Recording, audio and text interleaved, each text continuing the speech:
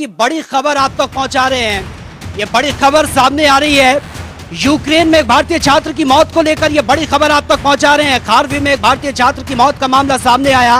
गोलीबारी में एक भारतीय छात्र की मौत हुई है। विदेश मंत्रालय ने ट्वीट कर इस पूरे मामले की जानकारी दी है। फिलहाल जो खबरें सामने आ रही हैं, तो यूक्रेन में एक भारतीय छात्र की मौत का यह मामला है। खारवी में एक भारतीय छात्र की मौत हुई है। गोलीबारी में भारतीय छात्र की मौत का मामला सामने आया।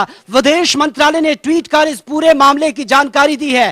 फिलहाल जो खबरें सामने आ रही हैं, जनता टीवी के माध्यम से सबसे पहले हम आप तक पहुंचा रहे हैं। इससे पहले वो खबरें भी लगातार हमने दिखाई हैं, जब भारतीय छात्रों के लाने का सिलसिला जारी था और कई छात्र ऐसे हैं जिनको सकुशल भारत लाया गया है।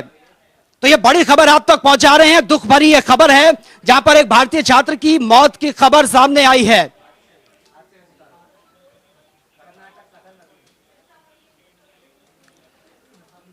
तो ये बड़ी खबर आप तक पहुंचा रहे हैं जनता टीवी के माध्यम से, जहां पर एक छात्र की मौत का मामला सामने आया है।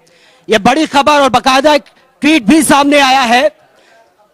मंत्रालय उनके परिवार के संपर्क में है। हम परिवार के प्रति अपनी गहरी संवेदना व्यक्त करते हैं। फिलहाल यह ट्वीट किया गया है, हम परिवार के प्रति अपनी गहरी संवेदना व्यक्त करते हैं। फिलहाल जो खबरें सामने आ रही हैं, उसके बाद यह ट्वीट सामने आया।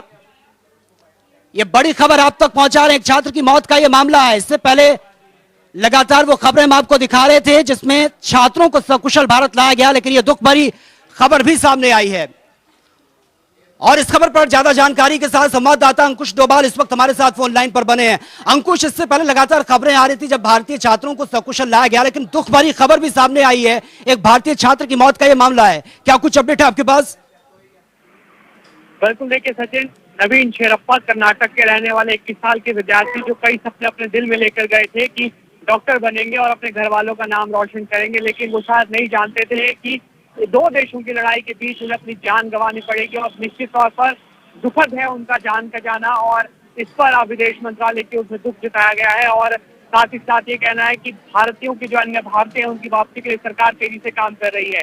सचिन, जब दोपहर के समय गाइडलाइन जारी की गई थी, एडवाइजरी जारी की गई थी, जिसमें ये कहा गया था कि भारत जल्द से जल्द भारत के जो है वो जल्द से जल्द बॉर्डर की तरफ आए, उस समय पर ये अंदाजा लग गया था कि अब सिचुएशन बहुत ज्यादा खराब होती चली जा रही है। जिस तरह की तस्वीरें आ रही हैं, रशिया की सेना खार्किव की तरफ बढ़ती चली जा रही है, उससे निश्चित तौर पर जो है भारतीयों की जान भी वहां पर खतरे में नजर आ रही है, क्योंकि बमबारी के दौरान ये नहीं पता होता कि कौन भारतीय है और कौन यूक्रेनियन। पहले रशिया ने कहा था कि सिविल इलाकों में वो किसी तरीके की कोई बमबारी नहीं करेगी, लेकिन रशिया जो कह रहा है उससे ठीक उलट कर रहा है, और अब जो है सिविल इलाके में रशिया की ओर से बमबारी की जा रही है। और इस बमबारी का नतीजा निकला कि भारत के एक व्यक्ति की जान चले गई। निश्चित तौर पर दुखद है। घर परिवार के लोग इंतजार कर रहे थे कि जिस तरह से तमाम भारतीय बच्चे वापस लौट रहे हैं, उनका नवीन भी घर लौटेगा, लेकिन अब नवीन कभी घर नहीं लौट पाएगा। अब फिलहाल परिवार के लोग इस आस में है कि शायद वो नवीन के आखिरी दर्शन कर पाए। लेकिन सचिन, एक बड़ा सवाल ये कि जब जो बच्चे जीवित हैं, जो अपने हाथ पैर पर चल सकते हैं, जब वो बॉर्डर तक नहीं पहुंच पा रहे हैं, तो अब उस बच्चे का मृत शरीर भारत तक कैसे पहुंचेगा, ये अपने आप में बड़ा सवाल है। इस बीच अधीर रंजन चौधरी जो लोकसभा में कांग्रेस के नेता हैं, उन्होंने सवाल खड़े किए हैं। उन्होंने कहा है कि भारत की जो बीजेपी पर सवाल खड़े किए और कहा है कि सरकार चुनाव की बजाय बच्चों की वापसी पर ध्यान दे। अब राजनीति हम इस मामले पर भी देखने को अलग अलग तरीके से मिल रही है, क्योंकि पहले ही राजनीति इस तरह से इस मामले में हो रही थी कि कांग्रेस के लोग लगातार आरोप लगा रहे थे कि बच्चों की वापसी का काम जो है वो धीरे चल रहा है, लेकिन सरकार ये लगातार दावा कर रही है कि बच्चों का काम तेजी चल रहा है। थोड़ी देर पहले जनता टीवी की टीम इंदिरा गांधी एयरपोर्ट पर मौजूद थी, वहां पर बच्चों से हमने बात की, तो बच्चों का यही कहना था कि स्थिति बहुत ज्यादा भयावह है। जब तक बॉर्डर पर वो नहीं पहुंचते हैं, तब तक वहाँ की स्थिति जो है वो अपने आप में देखते ही उनके उसको याद करते ही उनके आंखों से जो है वो आंसू नजर आ रहे थे। बच्चों का कहना है कि 12 से 13 घंटे वो बर्फ में खड़े रहे, जब तापमान है -6 डिग्री तक रात को चल जाता है। लेकिन साथ ही साथ उन बच्चों का ये भी कहना था कि जिस प्रक्रिया में 2 से 3 दिन अन्य देशों के लोगों को लग रहे हैं, वो भारत से प्रक्रिया 12 से 13 घंटे में पूरी हो जा रही है। यानी कि सरकार काम तो कर रही है, लेकिन साथ ही साथ जरूरत ये है कि इस प्रक्रिया में और ज्यादा तेजी लाई जाए, ताकि अब कोई दूसरा नवीन अपनी जान, भारत पर नवीन कोई जान न गवाए। सचिन, बिल्कुल अंकुश, जिस तरह से स्थिति बहुत ज्यादा सेंसिटिव बनी हुई है, और मैंने आपको पहले भी कहा था कि क्विकली एक्शन लेने की जरूरत है, क्योंकि हमारे पास वक्त नहीं है, और अभी कई ऐसे भारतीय छात्र हैं जो वहां पर फंसे हुए हैं। अगर हल्की सी भी देरी हो जाती है तो बहुत बड़ा नुकसान हो सकता है। अंकुश, बिल्कुल देखिए सचिन, स्थिति निश्चित तौर पर भयावह है। जिस तरह से रशिया की सेना आगे बढ़ रही है यूक्रेन की तरफ, तो 6 सैटेलाइट के सामने आ रही है। 64 किलोमीटर लंबा काफिला जिसमें बमबारी का सामान और साथ ही साथ टैंक जो है वो कीव की ओर बढ़ते चले जा रहे हैं, कारकीव की ओर बढ़ते चले जा रहे हैं, और जिस तरह से मिसाइल वहां पर दागी जा रही है, निश्चित तौर पर चिंता का विषय है।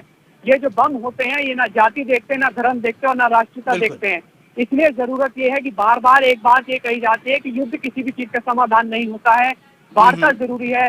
अब जो बेलारूस में बात हुई वो फेल हुई। एक अच्छी बात यह है कि बेलारूस के बाद पोलैंड और बेलारूस के बॉर्डर पर दूसरी वार्ता के लिए भी एक समय तय कर लिया गया है। उम्मीद ये है कि ये वार्ता पूरी हो ताकि इस तरह की जो लोगों की जान जा रही है, जो सैनिक रशिया और यूक्रेन के शहीद हो रहे हैं, वो रुक सके। रशिया की क्या मांग है उसको यूक्रेन माने, या फिर यूक्रेन क्या कह रहा है ये रशिया माने, बहुत ज्यादा जरूरी है। बहुत ही क्रुद्ध सिचुएशन जो है वहां पर देखने के लिए मिल रही है, और बार बार एक बात ये कही जाती है कि जंग से शायद लोग बच जाएं, लेकिन उन लोगों का क्या जिनकी जान तो चली गई, लेकिन अब उनके परिवार का क्या, जिस परिवार ने बड़े बड़े सपने लेकर नवीन को वहां पढ़ाई के लिए भेजा था, अब उस परिवार के सपने का क्या, जो अब नवीन को आने का इंतजार वहां पर कर रहे थे। तो अपने आप में बड़े सवाल खड़े कर रही है। लेकिन कुल मिलाकर बात सचिन यही है कि युद्ध किसी भी चीज का समाधान नहीं होता।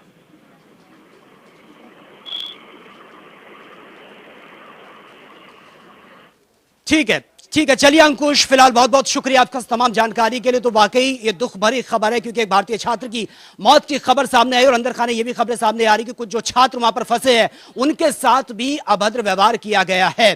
तो ये दुख भरी खबर है। हालांकि इससे पहले बहुत पॉजिटिव रिस्पॉन्स मिल रहा था, जो विमान है वो पहुंच रहे थे एयरपोर्ट छात्रों को लेकर। एक दुख भरी खबर सामने आई है और सभी यही प्रार्थना कर रहे हैं कि जल्द से जल्द जितने भी छात्र वहां पर फंसे हैं उनको सुरक्षित भारत लाया जाए।